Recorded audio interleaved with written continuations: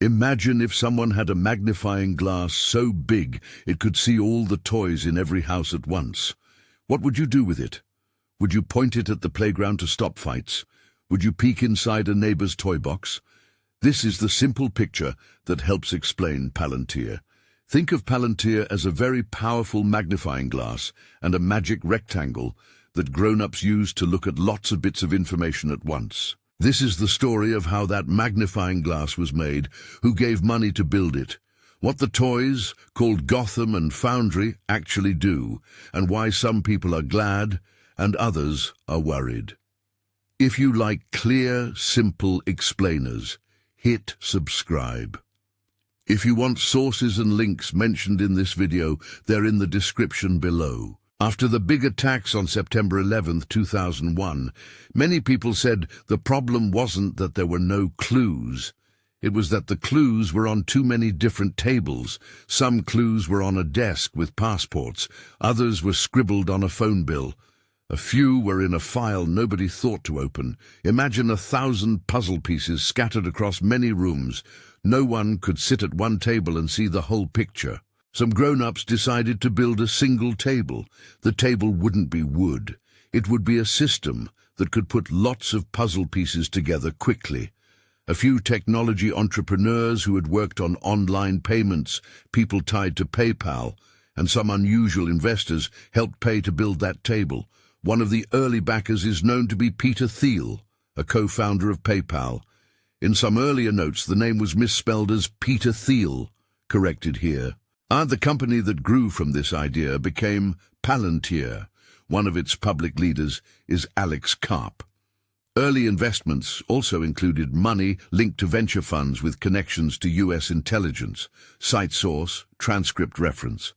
These details matter because they show the table was designed from the start to be useful to national security people as well as to businesses. It helps to picture two toys the company built. The first toy is called Gotham. Picture a big paper map spread on the floor. On that map, you can place little flags that show phone calls, passport stamps, bank transfers, satellite photos, tiny stickers with tiny facts. Gotham helps analysts and soldiers connect those stickers so they can see patterns.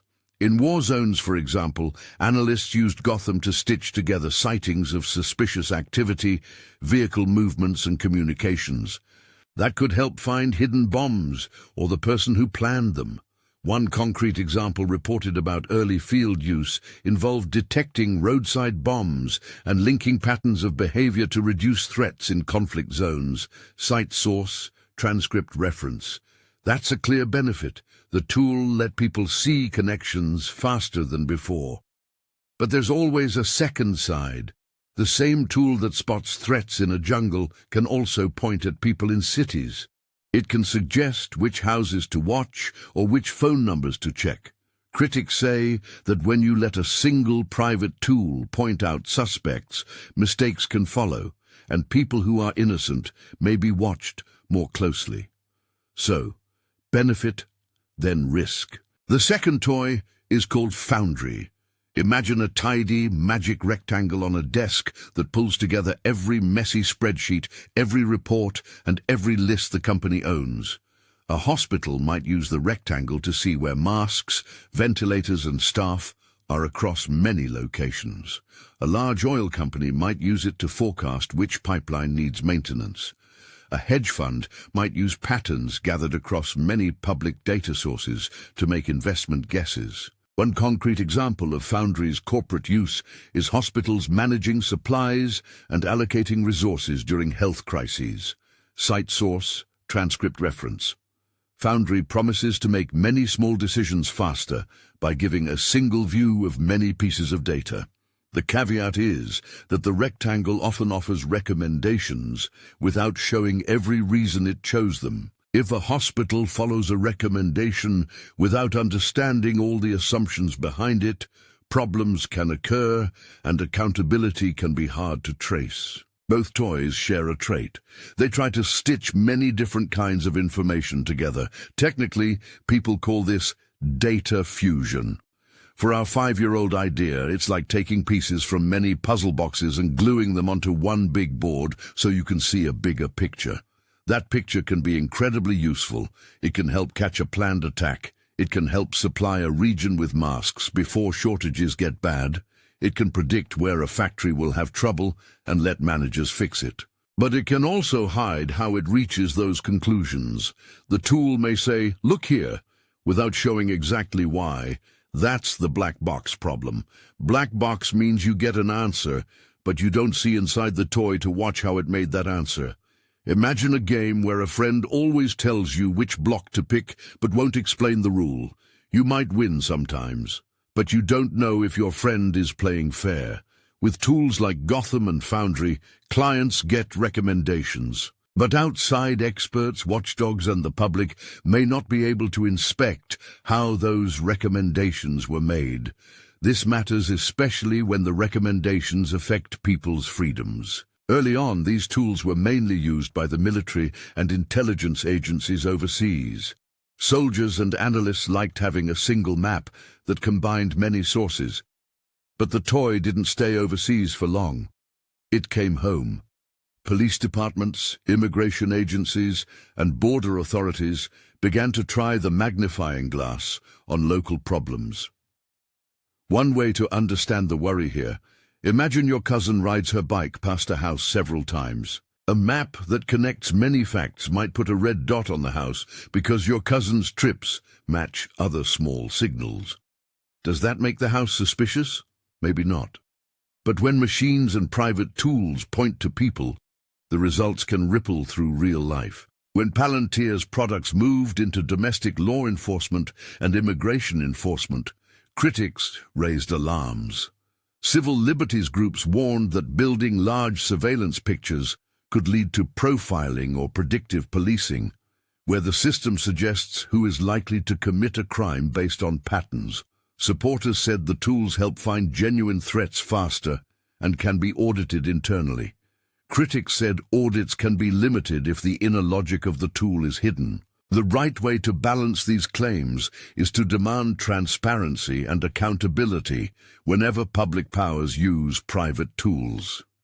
If a private company tells a public agency what to do with people, the public should get clear explanations about how those suggestions were made. Palantir also shifted toward business customers. That pivot is important to understand. A private firm with a strong pitch, "We can bring all your data together and give you answers," can sell that promise to companies that want to be faster and smarter. Investors like that story.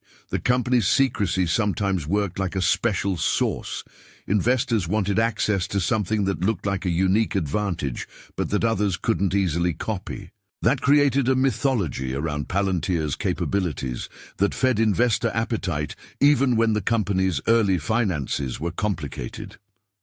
Palantir went through litigation and bidding for public contracts, and later pursued a public listing, which drew more attention to how a private company influences public systems. Site source, transcript reference. Here's a small, simple scene to make this concrete. Imagine a big hospital network that used Foundry during a pandemic. The magic rectangle helped the hospital see which neighborhood clinics were running low on masks and which labs had free capacity. That's a clear win. But imagine the same system also telling an insurer which patients might be risky investments. Without strong rules about how the outputs are used, the same data that helps save resources could be used to set prices or deny coverage. So again, helpful feature, potential consequence. Another piece of the story is power. Palantir was built by a mix of tech entrepreneurs, investors, and people with ties to national security. That coalition created a company that moves easily between private contracts and public agencies. When a single private firm has the keys to important decisions in both defense and civilian life, power questions follow. Who watches the watcher? Who audits the audit? Critics have pointed to internal tensions inside the company, employees who left or protested certain contracts, and to outside activists who called the company names like Orwellian, or labeled it the Oracle of Orwell. cite source, a transcript reference. Palantir and its leaders have countered that the tools save lives and protect citizens. Both claims can have truth. That's why public scrutiny matters. We should say more about secrecy in funding. Some funding early on had links to venture capital vehicles connected to intelligence communities, which shaped expectations about the company's role and customers. Cite source, transcript reference. These relationships are factual points that help explain why some national security agencies were comfortable adopting Palantir early. Again, those are background facts, not accusations of wrongdoing. They do, however, help explain why the company had a foot both in government and in private industry. There are specific episodes that people point to when arguing about risks. Some employees resigned publicly, saying they were uncomfortable with certain contracts or clients. Cite source, transcript reference. There have been legal fights over contracts and whether the company could be considered for certain government work, and those disputes influenced the company's path into public contracting and eventually the public market. Cite source, transcript reference. Also, Palantir's software reportedly played roles in international contexts, including in conflict zones and in supporting partner governments. Cite source, transcript reference. Each of these moments is a reason for journalists, civil society, and policymakers to look closely at how such tools are deployed. Now, a quick privacy tip. A small block of practical advice adapted from what used to be a sponsored segment in the original material. Many companies and advertisers collect bits of your life through data brokers. These brokers gather purchase records, location histories, and public records, and then sell lists to others. If you want a tiny measure of privacy, you can try to remove yourself from some of these lists. There are sites that help with data broker opt-out forms, and some services will do the work for you. This is not an endorsement. It's a practical note. A simple first step: search for data broker opt-out and follow a few basic removal forms. It won't make you invisible to powerful systems, but it reduces the crumbs that feed their maps. Back to the toys. One technical worry is predictive policing. That phrase sounds scary, but the simplest way to explain it is, a system looks at old patterns and says, based on what happened before, this place or person is more likely to be involved in trouble. The system doesn't decide anything by itself. It recommends. Humans choose whether to act, but history shows that when recommendations are biased or based on uneven data, they can reinforce unfairness. For example, neighborhoods that were heavily policed in the past will show more recorded incidents, which then trains models to send more police there, and so the cycle continues. The same dynamic can affect immigration surveillance or other areas where data reflect past biases, rather than neutral truth. Another worry is accountability. When a private tool gives a recommendation that leads to real consequences for a person, who explains that decision? Is it the public agency that used the tool? The private company that supplied it? The people who built the data pipelines? These are not hypothetical questions. They matter every time a tool is used in policing, hiring, benefits, or border enforcement. That's why transparency about how systems work, clear audit trails, and legal safeguards are important. Critics and watchdogs have pushed for such safeguards. Supporters say that secrecy can be necessary for national security and competitive advantage. Both arguments exist, and the tension between them is central to public debate. We should also talk about mistakes. Even the best system will sometimes be wrong. Data can be messy. People share devices, share accounts, or live in dense cities where location data is noisy. A wrong match on a map can lead to wasted time, a wrongful arrest, or a family stress. Systems that serve life or death tasks must be tested, audited, and paired with strong human judgment. Power and influence are not just abstract. Palantir's tools have been used by armies in Afghanistan and Iraq, by police and border agencies at home, and by corporations that manage critical infrastructure. That mix creates pathways where a private company can shape public decisions.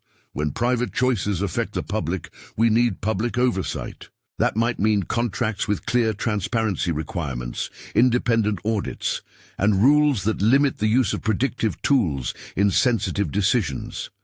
It might mean giving people the right to know whether decisions about them were influenced by such tools and to appeal those decisions. So where does that leave us? The magnifying glass and the magic rectangle can be both tools that save lives and instruments that concentrate power. They can help stop a bomb and help manage a hospital. They can also make it easier to watch people and to act on recommendations we don't fully understand. The right posture is curiosity combined with caution. Welcome the benefits, but demand explanations and safeguards. Imagine giving one toy all the keys to every room in your house. At first you might be thrilled. The toy remembers where you put your crayons. It warns you if the cookies are burning. But soon you might realize the toy also knows what's under your bed. It might decide which toys you can play with. The question for society is whether we want a few toys with that much access. If we do, we must also decide who will check the toys, how the toys will be tested, and who can turn them off. If you want to dig deeper, the description has links to reporting, court filings, and public statements that show where these facts come from. Cite source, JOS transcript reference. You'll see reporting about early funding, about the company's work with government agencies, and about internal debates and resignations. Reading the sources helps separate the tool's capabilities from the myths around them. One last small practical tip before we close. If you're worried about your personal data today, try these tiny steps. Reduce location sharing in apps, delete unused accounts, and look up data broker opt-out pages. These won't stop every tracking tool, but they reduce the number of stray puzzle pieces that can be glued onto a stranger's big map. The story of Palantir isn't a fairy tale with a single villain or hero. It's a modern story about tools and power.